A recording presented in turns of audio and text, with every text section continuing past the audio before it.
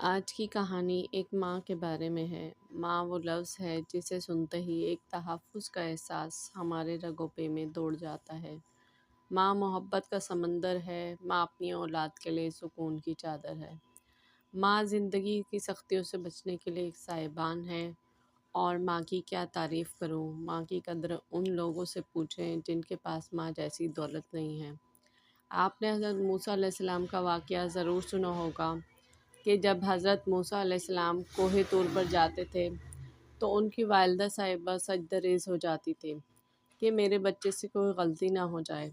اللہ تعالیٰ کے حضور دعائیں مانگا کرتی تھی۔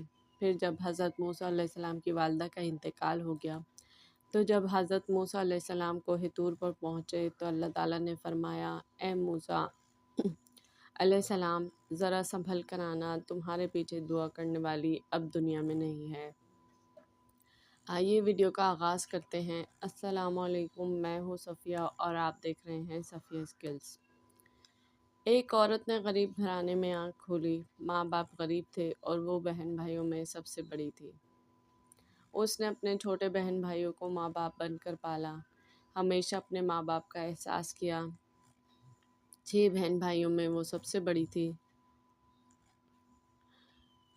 ہر دکھ پریشانی مصیبت میں اپنے ماں باپ کے ساتھ کھڑی تھی۔ وقت گزرتا گیا، یہاں تک کہ وہ جوانی کی دہلیز پر آ کھڑی ہوئی۔ ماں باپ نے ایک اچھا سا لڑکا دیکھ کر اس کی شادی کر دی۔ لڑکا نہایت شریف اور معقول انسان تھا، پر اس کی آمدنی بہت کم تھی۔ لیکن وہ صابر عورت تھی، روٹی چٹنی کے ساتھ بھی خوش ہو کر گزارا کر لیتی۔ معمولی کپڑا بھی خوش ہو کر پہنتی، کبھی شوہر سے کسی بات کا شکوہ نہ کیا۔ اللہ کا کرنا ایسا ہوا کہ یکے بعد دیگرے اس کے 4 بچے ہو گئے۔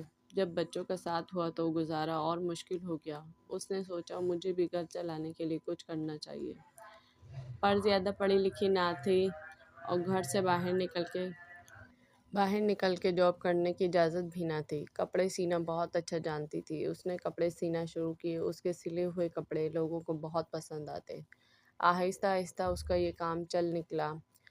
رات رات کپڑے سیتی، ساتھ ساتھ گھر کو بھی سنبھالتی، بچوں کو بھی سنبھالتی اور اپنی صحت کا بالکل خیال نہ رکھتی۔ بس اس کے سر پر ایک دھن سوار تھی کہ مجھے اپنے بچوں کو ایک اچھا مستقبل دینا ہے۔